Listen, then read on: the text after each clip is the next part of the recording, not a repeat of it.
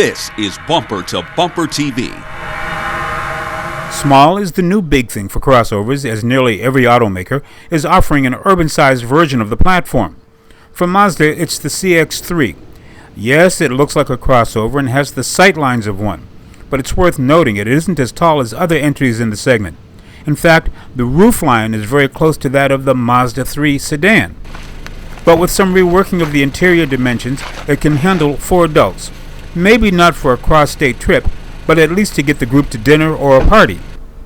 In typical Mazda fashion, there are multiple trim levels, and the test vehicle, the GT edition, was loaded up with a very well-done interior, high-end front lighting, and some of the latest in collision avoidance technology.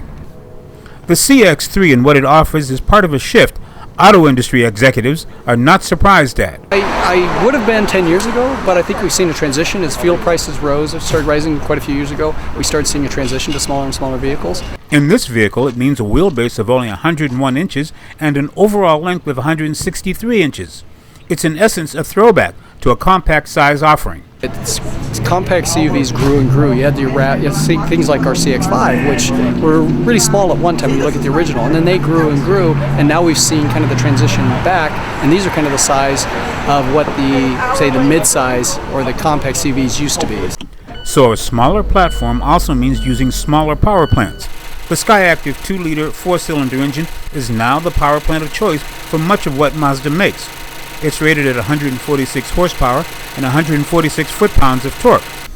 While competitors are using CVT gearboxes, Mazda is staying with a traditional 6-speed automatic with 2 settings to get the most from the engine. Now, if you're looking for a car that's really, really quiet and soft and cushy, this ain't what you want. This is a small, urban-sized crossover. We're doing this just to give you a feel for what it sounds like when it's on the road, rolling down the street at normal street speeds with the sunroof open.